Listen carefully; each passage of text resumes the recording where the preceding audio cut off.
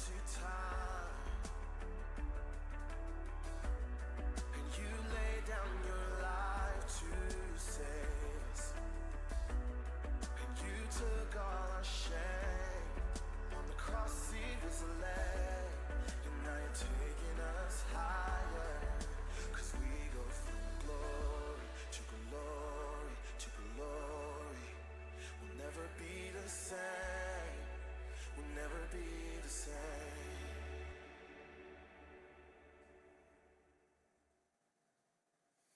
Well, good morning. So it has been a while since I've been up here to preach, and some of you are like, who is this new guest speaker today? Yeah, some of you, I felt the love. You were like, Sung, you haven't been here to preach. We miss you. I feel the love. Others of you, I feel the love in a different way. You've come up to me and said, full knowing, just saying, hey, my name is such and such. Are you new to Grace today? And, or does Sung still work here? Usually during the summer, I take kind of a step back, and especially this season, I've done a lot of traveling. At the end of June, just to give you a quick update on some things, I was working with some First Nation churches in northern Alberta, a church on the Cree Nation reservation. So that was with our denomination. And then after that work was done, our family, my wife and 2 kids, flew into Calgary, where from there we went on a 10-day vacation to Banff National Park. So we go from Calgary, we drive, we turn the corner, and we drive into, there's a town called Banff, from which you could see kind of like the mountains of Banff National Park. And since I've come back, people have asked me and my wife a number of different questions. People have asked me, is Banff as beautiful as it looks like on social media? And I will tell them, yes. In fact, our family, we love doing national parks, and we've been to a ton of them. And Banff will ruin national parks for you. So just beware. Put it on top of your bucket list.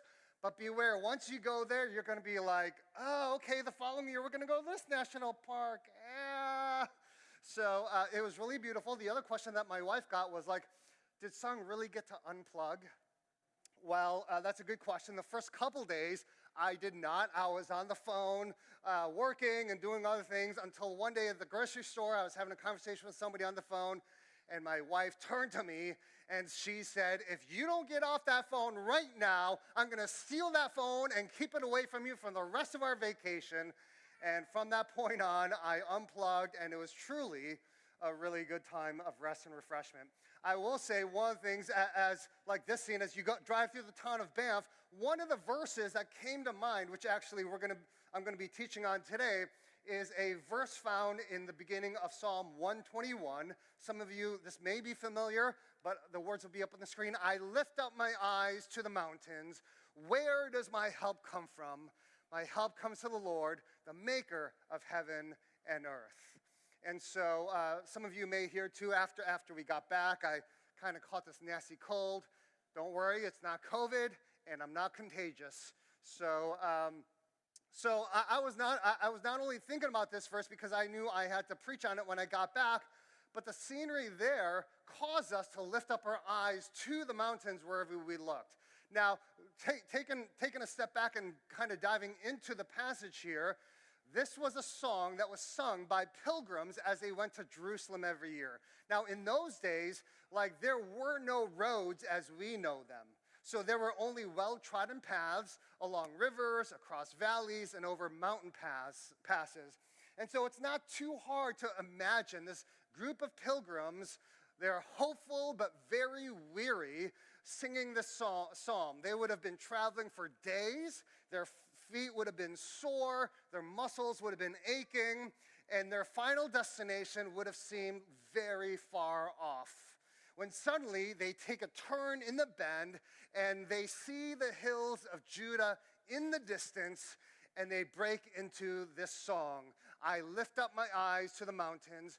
Where does my help come from? My help comes from the Lord, the maker of heaven and earth. Now, some scholars have even suggested that this was the traditional evening song for the last encampment for those pilgrims who were going to arrive the following day in Jerusalem. And so they would have gathered and they would have sung this song, noting that the very next Psalm 122, which we preached on a number of weeks ago, speaks of travelers actually arriving within the city gates of Jerusalem. So either case, this is a psalm for those who are travelers and pilgrims. And so this psalm says to us, first of all, life is a journey, right? And we would agree with that. We hear statements or we have sayings today that echo that same truth. Life is a journey. And so let me give you some examples of some familiar sayings that we say that kind of echo this, right? There's Ralph Waldo Emerson. Life is a journey, not a destination. And we might add, so enjoy the ride. And then there's Lao Tzu. The journey of 1,000 miles begins with a single step. Or how about Robert Frost? Two roads diverge in a wood, and I took the one less traveled by, and that has made all the difference. And probably my favorite one of them all, none other than J.R.R. Tolkien, not all who wander are lost. And so we express and repeat that same sentiment. Life is a journey, it's messy. And you know what? This is also telling us the Christian life is a journey. It's a journey that is not without its challenges and difficulties, but it is also a journey that is filled with unspeakable joy. And so this psalm speaks to weary travelers, weary pilgrims who need to know these two twin but complementary truths. And here they are. If you're taking notes, here's the twin truths we're going to talk about today. The journey is hard, and the journey is in God's hands. Now, one does not cancel out the other, and this is really important. The journey being hard does not mean that God's hand is not in it. And the journey being in God's hands does not mean that the journey won't be hard. Does that make sense?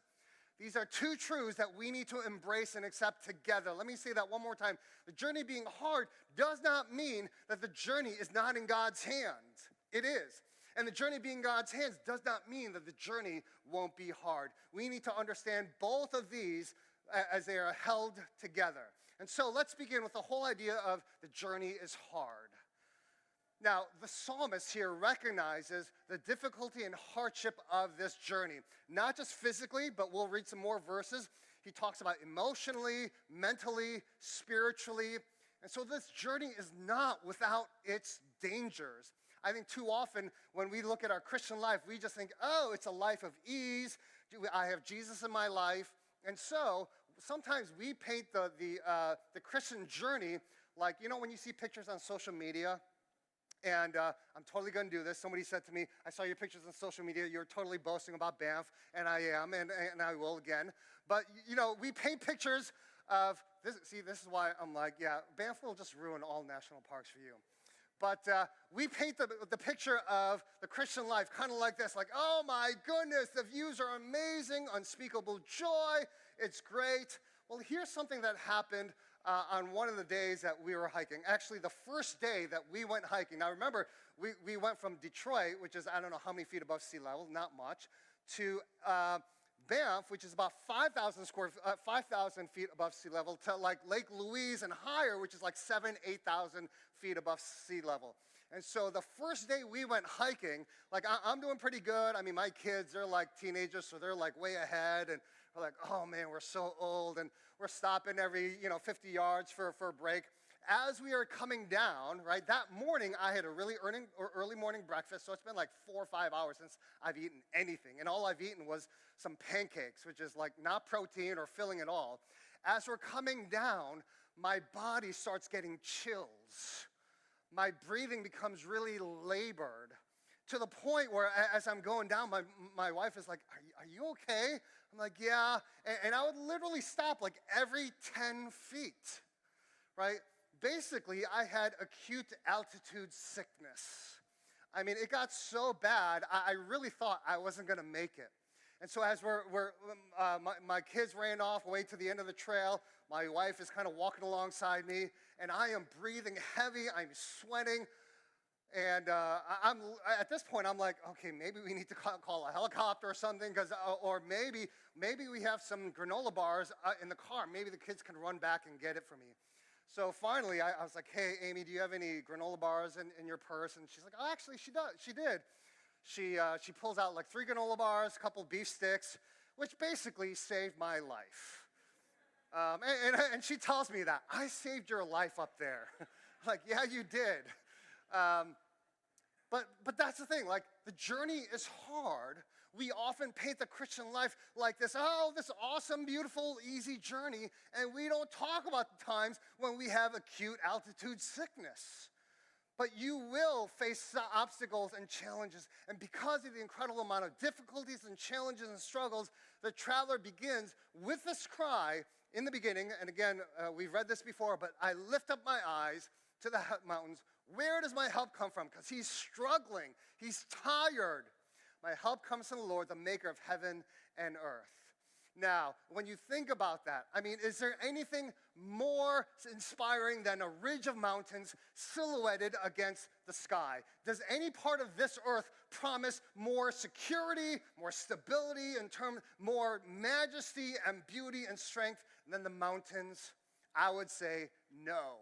But we shouldn't misunderstand the question that the psalmist is asking. He is not saying that his help comes from the mountains, right? Lift up my eyes to the mountains. Where does my help come from?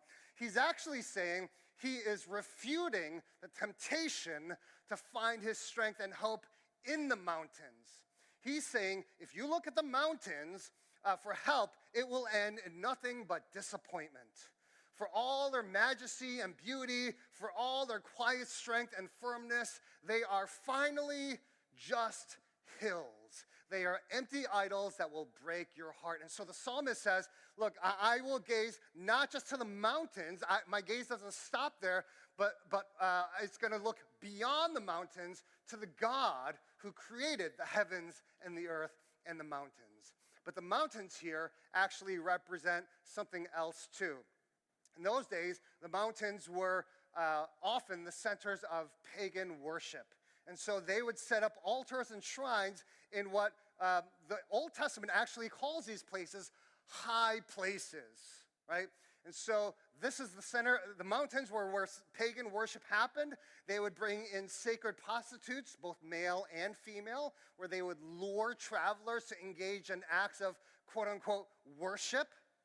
And you could also come to these shrines and temples to receive protection against all the perils of the road, whether it be through spells and enchantments. And so, are you afraid of the sun's heat?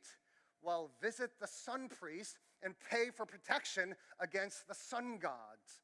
Are you afraid of what lurks in the darkness? Well, go to the moon goddess and buy an amulet to cover you with light. Are you afraid of getting lost or injured on your journey? Well, offer a sacrifice to Baal and Asherah, and you will receive their blessing to ward off any trouble or mischief. And so when the psalmist says, I lift my eyes to the mountains, where does my help come from? He's saying, no. It doesn't come from any created thing, and it surely doesn't come from all these allurements that promise me safety and protection. He says, where does my help come from? He says, it comes from the Lord. And so I think we need to also ask ourselves, where does our help come from? Who or what do you place your hope in? I have a list of questions to ask, and if you're taking notes or you could take a screenshot, here's some questions to ask in terms of where you find your help and hope. Where do you turn when things get hard? Where do you look for safety and security? Those are some really good questions to ask. How about this? In your weariness, where do you find rest? And when you can't take the heat anymore, where do you go for refreshment? When you begin to honestly answer those questions, that's when you find out where your heart is really at. That's when you really find who is your help And who is your hope? Is it the Lord, the maker of heaven and the earth, or is it the mountains that lure you with empty promises of safety and protection?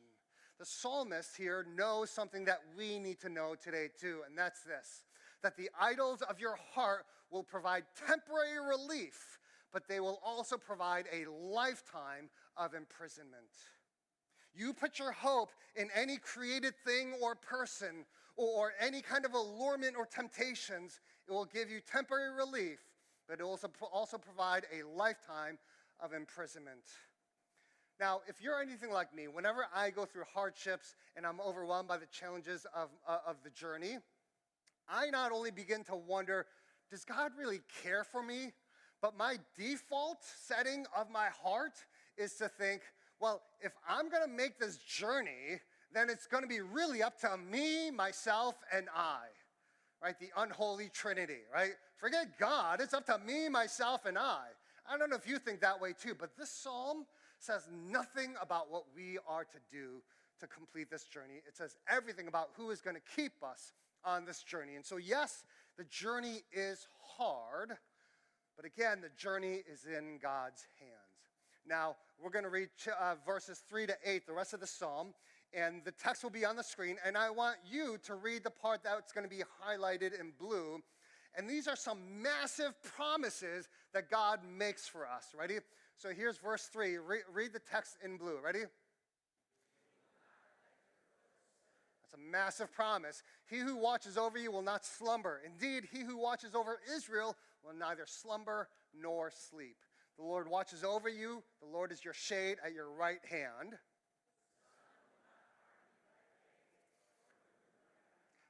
Now, the moon here is really referring to moon madness or lunacy, or what we might simply call emotional illness. And then verse 7 and 8,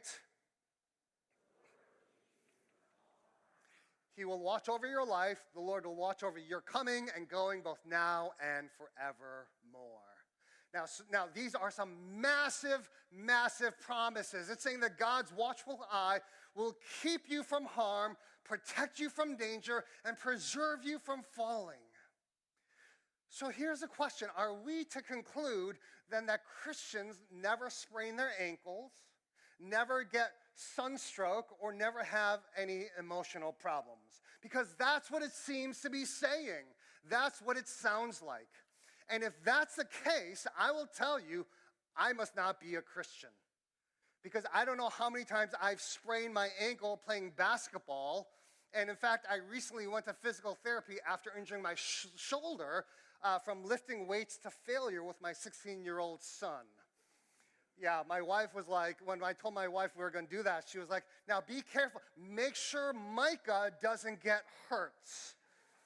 Well, after a few rounds of that, she's like, oh, obviously I asked for the wrong person to be prayed for to not get hurt.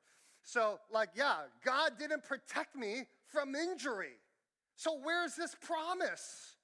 Or here's another one. A number of years ago, our family spent 2 weeks in the Bay Area, taking in the different sites, visiting family, friends. And even though it was like the end of early May, end of April, it was like 72 degrees and mostly cloudy during our time. If you know anything, I underestimated the effects of the UV rays out in California. I mean, if it's mostly sunny here in the Midwest, it's like one thing.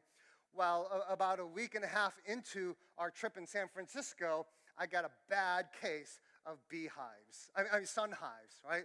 I mean, look at that. My face is puffed up. That's just from the sun, right? And so if God is promising that the sun will not harm you, God is not for me, right? That must be what it is, right? And I know plenty of people, some of the best Christians I know, who struggle with anxiety and depression and all sorts of other emotional illnesses. So how are we to understand this promise? The promise of this psalm is not that we will never stub our toes or sprain our ankles or that we will never get into a car accident or get diagnosed with cancer. That is not the promise. Nowhere in the Bible is there the faintest suggestion that the life of faith exempts us from troubles and difficulties. But somehow we assume that if we have Jesus in our life, that it'll be a bed of roses and life will work out the way we want it to. And we are rudely awakened to the fact that we are walking a narrow path that is full of challenges and difficulties. And so the promise is not that you will be exempt from troubles and trials. Instead, the promise is that no illness, no accident, no tragedy will be able to separate you from God's purpose and presence in your life. You will be preserved by God through every storm you go through. You will be accompanied by God in every dark valley, and you will be kept by God through every problem in your life. There's a saying that goes something like this: all the water in all the oceans cannot sink a ship unless it gets inside. And likewise, all the troubles in the world, all the evils in the world cannot harm us unless it gets inside. And so the promise is that God, who keeps all evil from getting inside of us, who preserves your life and guards your coming and your going, who watches over you both now and forevermore, and preserves you forever, he says that no matter what happens to you, none of the troubles you encounter will have any power to get in between you and him. Nothing will ever dilute his grace for you, and nothing will ever divert his will from you. That's what the psalmist is promising. Here's how I'd like to end the sermon. I'd like to read you a story that I think I read maybe over 10 years ago that really helps illustrate this. And what we're going to do is I'm going to ask you, we're turning down the lights a little bit, and I just want you to listen to this story, and I'll make some remarks at the end of it that I think encapsulate the truth of this psalm. So here it is. The passengers on the bus watched sympathetically as the attractive young woman with a white cane made her way carefully up the steps. She paid the driver, and using her hands to feel the location of the seats, walked down the aisle and found the seat he told her was empty. Then she settled in, placed a briefcase on her lap, and rested her cane against her leg. It had been a year since Susan, 34, became blind. Due to a medical misdiagnosis, she had been rendered sightless, and she was suddenly thrown into a whirl of darkness, anger, frustration, and self-pity. Once a fiercely independent woman, Susan now felt condemned by this terrible twist of fate to become a powerless, helpless burden on everyone around her. How could this have happened to me? She would plead, her heart knotted with anger. No matter how much she cried or ranted or prayed, she knew the painful truth. Her sight was never going to return. A cloud of depression hung over Susan's once optimistic spirit. Just getting through each day was an exercise in frustration and exhaustion, and all she had to cling to was her husband, Mark. Mark was an Air Force officer, and he loved Susan with all of his heart. When she first lost her sight, he watched her sink into despair and was determined to help his wife gain the strength and confidence she needed to become independent again. Mark's military background had trained him well to deal with sensitive situations, and yet he knew this was the most difficult battle he would ever face. Finally, Susan felt ready to return to her job, but how would she get there? She used to take the bus, but was now too frightened to get around the city by herself. Mark volunteered to drive her to work each day, even though they worked at opposite ends of the city. At first, this comforted Susan and fulfilled Mark's need to protect his sightless wife, who was so insecure about performing this arrangement, the slightest task. Soon, however, Mark realized that this arrangement wasn't working. It was hectic and costly. Susan is going to have to start taking the bus again, he admitted to himself, but just the thought of mentioning it to her made him cringe. She was so fragile, so angry. How would she react? Just as Mark predicted, Susan was horrified at the idea of taking the bus again. "I'm blind," she responded bitterly. "How am I supposed to know where I'm going? I feel like you're abandoning me." Mark's heart broke to hear these words, but he knew what had to be done. He promised Susan that each morning and evening he would ride the bus with her for as long as it took until she got the hang of it. And that is exactly what happened. For 2 solid weeks, Mark, military uniform and all, accompanied Susan to and from work each day. He taught her how to rely on her other senses, specifically her hearing, to determine where she was and how to adapt to her new environment. He helped her befriend the bus driver who could watch out for her and save her a seat. He made her laugh even on those not-so-good days when she would trip exiting the bus or drop her briefcase full of papers on the aisle floor. Each morning, they made the journey together, and Mark would take a cab back to his office. Although this routine was even more costly and exhausting than the previous one, Mark knew it was only a matter of time before Susan would be able to ride the bus on her own. He believed in her, in the Susan he used to know before she'd lost her sight, who wasn't afraid of any challenge and who would never, ever quit. Finally, Susan decided that she was ready to try the trip on her own. Monday morning arrived, and before she left, she threw her arms around Mark, her temporary bus riding companion, her husband, and her best friend. Her eyes filled with tears of gratitude for his loyalty, his patience, and his love. She said goodbye, and for the first time, they went their separate ways. Monday, Tuesday, Wednesday, Thursday. Each day on her own went perfectly, and Susan had never felt better. She was doing it. She was going to work all by herself. On Friday morning, Susan took the bus to work as usual. As she was paying her fare to exit the bus, the driver said, "Boy, I sure envy you." Susan wasn't sure if the driver was speaking to her or not. After all, who on earth would ever envy a blind woman who had struggled just to find the courage to live for the past year? Curious, she asked the driver, "Why do you say that you envy me?" The driver responded, "It must feel so good to be taken care of and protected like you are." Susan had no idea what the driver was talking about and again asked, "What do you mean?" The driver answered, "You know, every morning for the past week, a fine-looking gentleman in a military uniform has been standing across the corner watching you when you get off the bus. He makes sure you cross the street safely, and he watches until you enter your office building. Then he blows you a kiss, gives you a little salute, and walks away. You are one lucky lady." Tears of happiness poured down Susan's cheeks, for although she couldn't physically see him, she had always felt Mark's presence. She was lucky, so lucky, for he had given her a gift far more powerful than sight, a gift she didn't need to see to believe, the gift of love that can bring light where there had been darkness. So I want to say to those of you where if your journey is hard right now and you feel like, "Where are you, God? Why have you abandoned me?" This is a small picture of the way that this psalm comes to you today. And when God says that he watches over you, you're coming and going. He watches over your life. He is your shade. He will not let the sun harm you, nor the noon by night. He will not let your foot slip. This is the promise of God that we cling to. And that's possible because of the sacrifice of his son Jesus on the cross. So, brothers and sisters, be encouraged. Take hold of this promise and have that in your heart as you walk on this journey this week.